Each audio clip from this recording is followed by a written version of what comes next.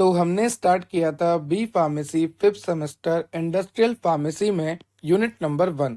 और unit number 1 के last lecture में हमने प्री फॉर्मुलेशन स्टडीज करी थी, जहां पर हमने प्री फॉर्मुलेशन स्टडीज का इंट्रोडक्शन, उसके गोल्स एंड ऑब्जेक्टिव को कवर करा था।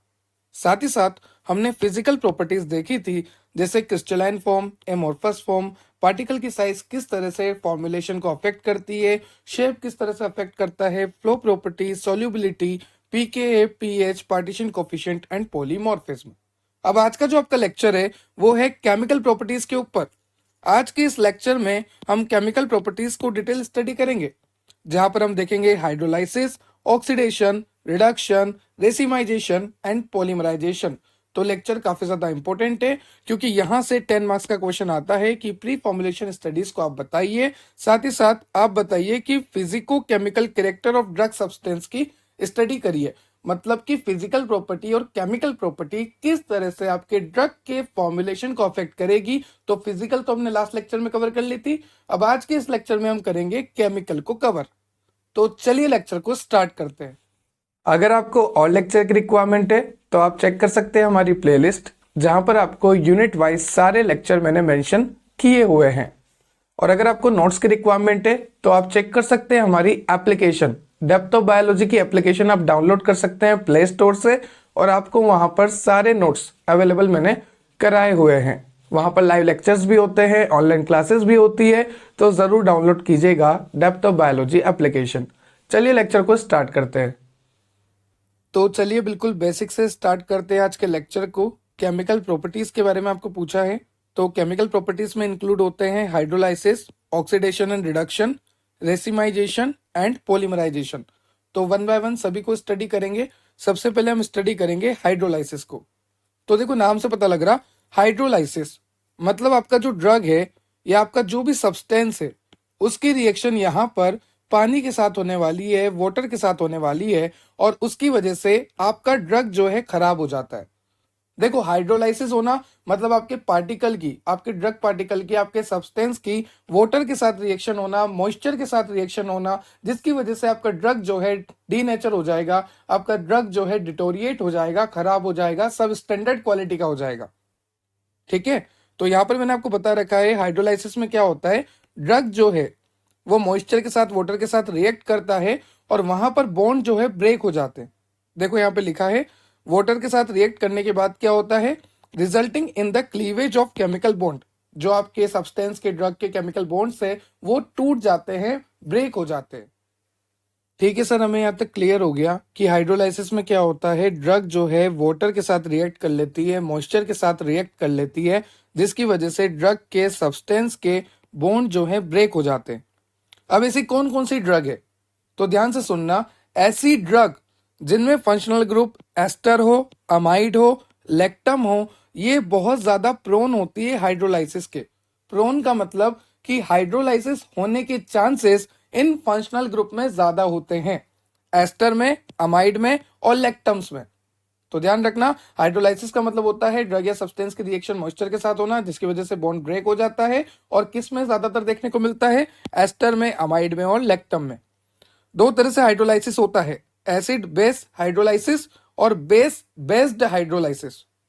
तो आप सीधा सा याद रखिए, दो तरह से हाइड्रोलाइसिस होता है, एक तो एसिड हाइड्रोलाइसिस, एक बेस हाइड्रोलाइसिस। ठीक है, अभी देखिए दोनों में डिफरेंस क्या है। उससे पहले हम वाटर के बारे में समझते हैं। वाटर जो है दोनों की तरह बिहेव करता है, एसिड की तरह भी बिहेव करता है, बेस की तरह भी बिहेव करता है। अगर वाटर एसिड की तरह बिहेव करेगा तो वो H+ देगा, क्योंकि एसिड क्या करता है, H+ देता है। और अगर वाटर बेस की तरह बिहेव करेगा तो वो H+ लेगा, क्योंकि बेस क्या करता है, H+ लेता है। तो अगर वाटर बेस की तरह बिहेव करेगा तो H+ लेगा, और अगर वाटर आपका एसिड की तरह बिहेव करेगा तो एसिड का काम होता है H+ को देना, तो वो H+ को देगा। तो देखो, अगर वाटर H+ देगा तो क्या बचेगा, OH नेगेटिव। ये किस केस में है, एसिडिक की केस में, जब वाटर जो है एसिडिक प्रॉपर्टी शो कर रहा है। और जब वाटर बेसिक प्रॉपर्टी शो करेगा तो वो H+ को लेगा, और जब वाटर H+ को लेगा तो यहां पर बनेगा हाइड्रोनियम आयन H3O+। तो ये बात ध्यान रखना कि वाटर दोनों तरह से एक्ट करता है। वाटर हाइड्रोजन डोनेट करेगा, मतलब वो एसिडिक नेचर कर रहा है, और वाटर अगर हाइड्रोजन को एक्सेप्ट करेगा और हाइड्रोनियम आयन का फॉर्मेशन करेगा, इसका मतलब है कि वाटर जो है बेस की तरह बिहेव कर रहा है। ठीक है, अब देखिए मैंने आपको ये वाटर का कंसेप्ट इसलिए बताया है क्योंकि जो एसिड वाला हाइड्रोलाइसिस है ना, एसिड बेस्ड है, ये बेस मतलब क्या ना, बेस्ड, एसिड बेस्ड हाइड्रोलाइसिस। तो यहां पर क्या होता है, रिएक्शन से मैं आपको समझाता हूं। देखो आपको यहाँ पे दिख रहा है CH3COOH, ये क्या है, एसिड है, और यहां पर वाटर क्या करेगा, बेस की तरह बिहेव करेगा क्योंकि पहले से एसिड प्रेजेंट है। तो एसिड वाले हाइड्रोलाइसिस जो होते हैं वहां पर वाटर जो है बेस की तरह बिहेव करता है क्योंकि यहां पर पहले से एसिड है। CH3COOH जो है एसिड है, और एक एसिड हुआ तो दूसरे को बेस बनना पड़ेगा, तो यहां पर जो वाटर है वो बेस की तरह बिहेव करता है। अब मैंने आपको बोला कि अगर वाटर जो है बेस की तरह बिहेव करेगा और CH3COOH एसिड की तरह, तो CH3COOH एसिड की तरह बिहेव करेगा तो ये H+ देगा, और वाटर अगर बेस की तरफ बिहेव करेगा तो ये H+ लेगा। तो H+ लेने के बाद वाटर बना लेता है H3O+, और यहां से H+ गया, सपोज यहां से हाइड्रोजन गया, तो ये बन जाता है CH3COO नेगेटिव। तो आप देख सकते हैं हाइड्रोनियम आयन और CH3COO नेगेटिव यहाँ पे बन चुका है। तो इस तरह से रिएक्शन होती है। मैं आपको वापस बता देता हूं, देख लीजिए। एसिड बेस हाइड्रोलाइसिस में क्या हो रहा है, एसिड बेस्ड है, ये बेस मत लिख के आना, या तो आप सीधा लिख दो एसिड हाइड्रोलाइसिस और बेस हाइड्रोलाइसिस, बात खत्म, कंफ्यूज नहीं होना। तो एसिड हाइड्रोलाइसिस में क्या होता है, यहाँ पर वाटर जो है बेस की तरह बिहेव करेगा, और अगर वाटर बेस की तरह बिहेव करेगा मतलब वो हाइड्रोजन लेगा, और हाइड्रोजन लेगा मतलब वो हाइड्रोनियम आयन का फॉर्मेशन कर लेगा, और हाइड्रोनियम आयन यहाँ पर आपको बनता हुआ दिख रहा है। इस तरह से ये रिएक्शन होती है।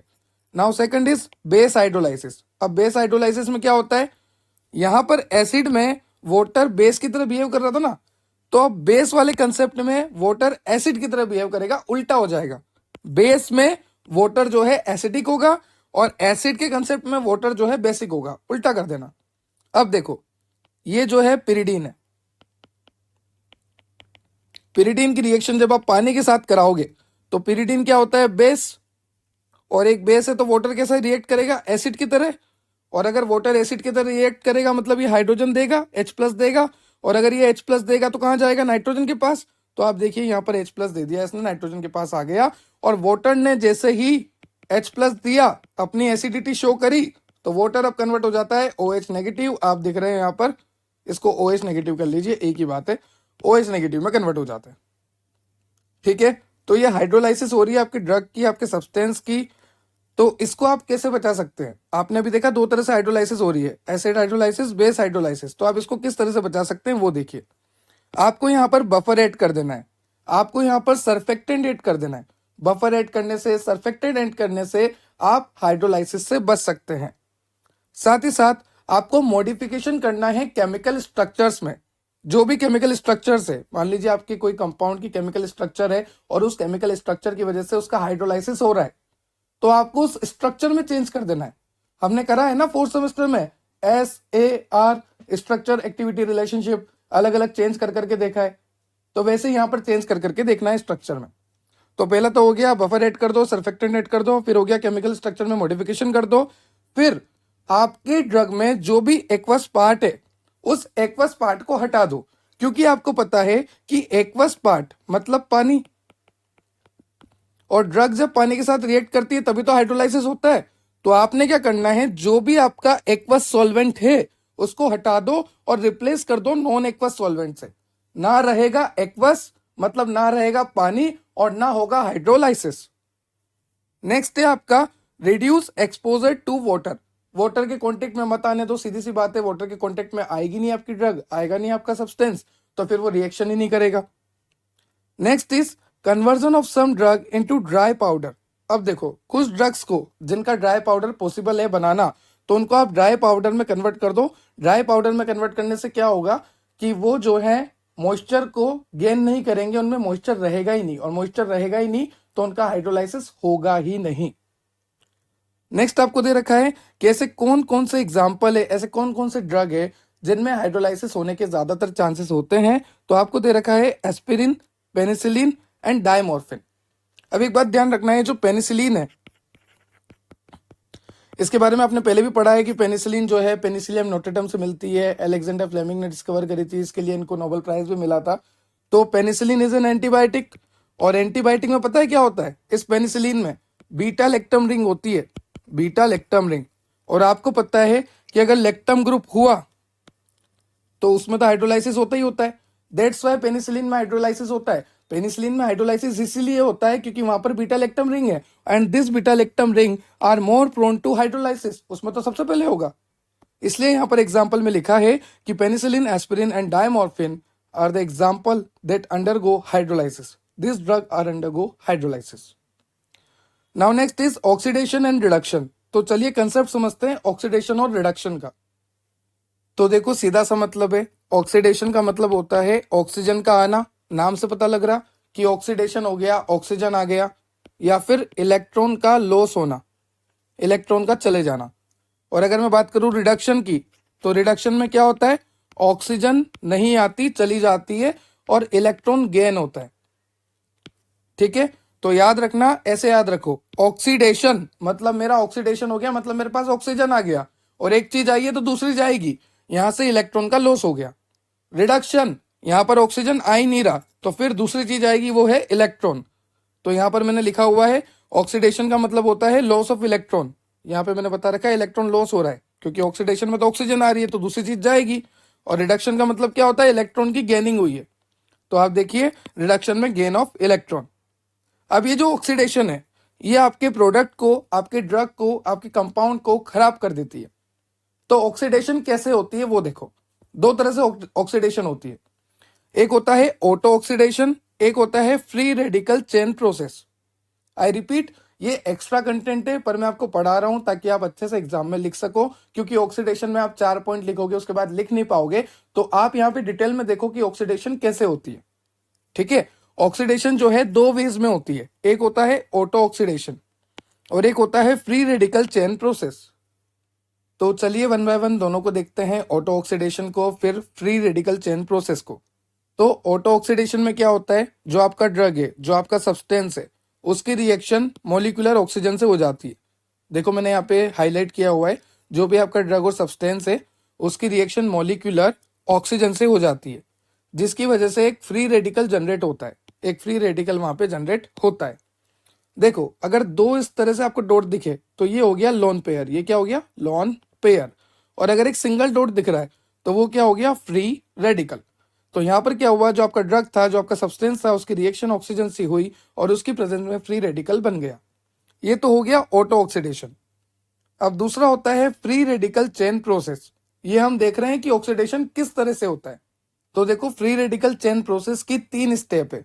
सबसे पहले इनिशिएशन, ऐसे नाम से लग रहा है ना कि कुछ इनिशिएट हुआ, कुछ स्टार्ट हुआ, इनिशिएशन। फिर आएगा प्रोपोगेशन, रिएक्शन चल रही है, प्रोपोगेट हो रही है। फिर आएगा टर्मिनेशन, अब एंड हो चुका है। ये रिलेशनशिप की तरह है, शुरू में क्या हुआ, इनिशिएट, फिर क्या हुआ, थोड़े दिन चला, उसके बाद क्या हुआ, टर्मिनेशन। तो अब तुम्हें समझ में आ गया कि हाँ सर, इनिशिएशन शुरुआत तो बड़ी अच्छी होती है, प्रोपोगेशन धीरे धीरे धीरे धीरे रिएक्शन चलती है, और एंड में क्या होना है सबको पता है, टर्मिनेशन। ठीक है, तो 3 स्टेप में ये फ्री रेडिकल चेन प्रोसेस होता है। सबसे पहला जो स्टेप है इनिशिएशन, वहां पर क्या होता है वो देखो। During initiation compound is converted into a free radical. जो भी आपका ड्रग है, जो भी आपका कंपाउंड है, वो फ्री रेडिकल में कन्वर्ट होता है। किस रिएक्शन में, इनिशिएशन वाली रिएक्शन में। तो इनिशिएशन में क्या होता है, ड्रग या कंपाउंड जो है आपका वो फ्री रेडिकल में कन्वर्ट हो जाता है। दूसरा है आपका इनिशिएशन के बाद प्रोपोगेशन। अब जो प्रोपोगेशन की स्टेप होती है, वहां पर ये जो आपकी पहली स्टेप में फ्री रेडिकल बना है ना, ये फ्री रेडिकल ऑक्सीजन के साथ रिएक्ट कर लेता है। आई रिपीट, पहली स्टेप में आपका बना था फ्री रेडिकल। पहली स्टेप कौन सी थी, पहली स्टेप थी आपकी इनिशिएशन। तो इनिशिएशन की स्टेप में क्या बना था, जो ड्रग और कंपाउंड था आपका वो फ्री रेडिकल में कन्वर्ट हुआ था। सेकंड स्टेप है प्रोपोगेशन। प्रोपोगेशन में क्या होता है, जो फ्री रेडिकल यहाँ पे बना वो फ्री रेडिकल ऑक्सीजन के साथ रिएक्ट करके पर ऑक्सी रेडिकल बनाता है।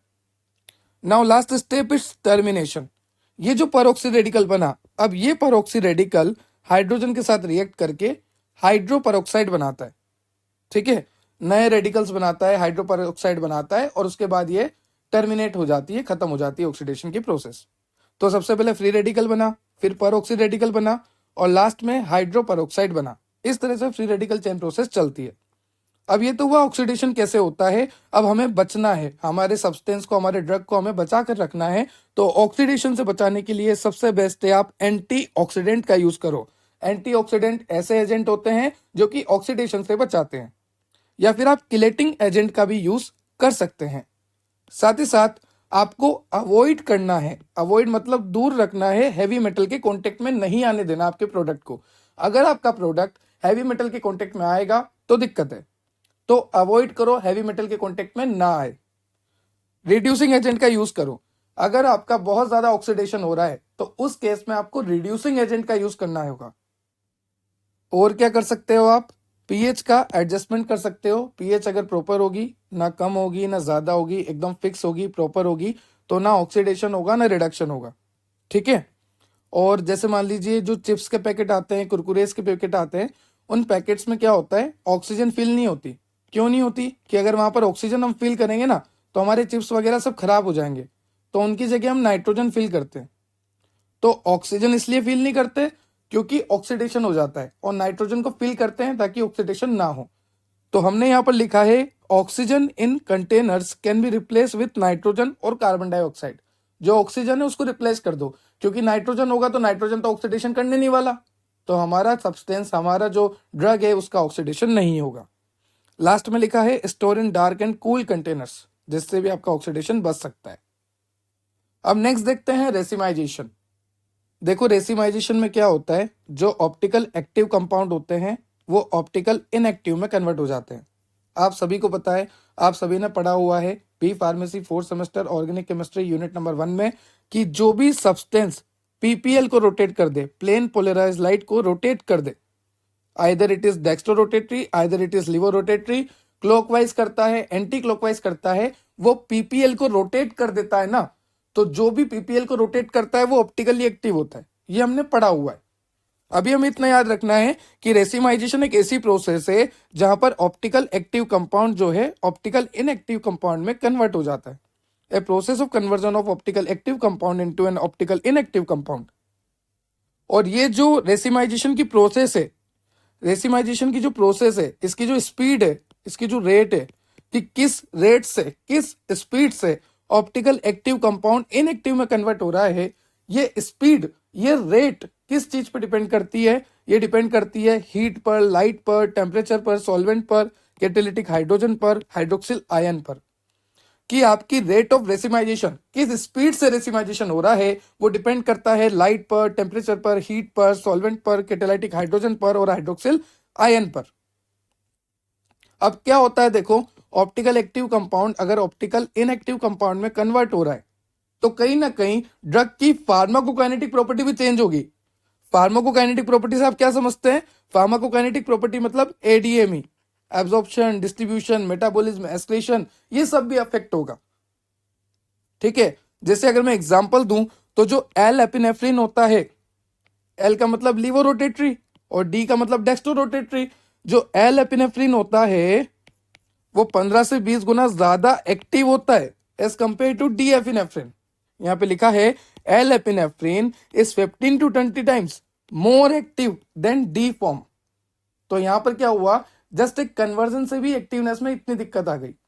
तो इस तरह से रेसिमाइजेशन जो है आपके ड्रग के, आपके सब्सटेंस की प्रॉपर्टी को अल्टर करता है। नेक्स्ट है आपके पास पॉलीमराइजेशन। पॉलीमराइजेशन आप सभी को पता है, जो मोनोमर्स होते हैं वो मोनोमर्स आपस में जुड़कर एक कॉम्प्लेक्स फॉर्म करते हैं जिसको हम कहते हैं पॉलीमर। तो कई सारे मोनोमर आपस में जुड़कर पॉलीमर फॉर्म करते हैं और इस प्रोसेस को हम कहते हैं पॉलीमराइजेशन। ठीक है। यहां पर मैंने लिखा है 2 और मोर आइडेंटिकल मॉलिक्यूल, ये एक जैसे है ना, तो 2 और मोर आइडेंटिकल मॉलिक्यूल आपस में कंबाइन होकर एक कॉम्प्लेक्स फॉर्म करते हैं और उसको हम कहते हैं पॉलीमर। ठीक है। या फिर आप इसे ऐसे भी समझा सकते हैं कि कई सारे मोनोमर मिलकर एक पॉलीमर बनाते हैं। ठीक है। तो मोनोमर मिलकर क्या बनाते हैं, पॉलीमर बनाते हैं। ठीक है। अब एग्जांपल अगर मैं आपको दूं तो इथिन मिलकर, कई सारे इथिन मिलकर, इथिन, इथिन, ठीक है, ये सब क्या है, मोनोमर है इथिन के। तो कई सारे इथिन के मोनोमर मिलकर पॉलीइथीन बनाते हैं। पॉलीथीन मत लिख देना, पॉलीइथीन है ये, ठीक है। अब देखो दो तरह से पॉलीमराइजेशन होता है, एक होता है एडिक्टिव, एक होता है कंडेंसेशन। जो एडिक्टिव पॉलीमराइजेशन होता है उसमें बाय प्रोडक्ट नहीं बनता। बाय प्रोडक्ट का मतलब मैं आपको समझाता हूं। जैसे यहां पर रिएक्शन हो रही है A प्लस बी, तो बन रहा है AB। और मान लीजिए एक रिएक्शन हो रही है C प्लस डी, तो बन रहा है CD plus water plus HCl। तो अब यहां पे ध्यान से देखिएगा, यहां पर ये जो रिएक्टेंट था ये सिर्फ एक ही प्रोडक्ट में कन्वर्ट हुआ, ये मेन प्रोडक्ट है। इसके अलावा कोई भी सेकेंडरी प्रोडक्ट यहां पे नहीं बना।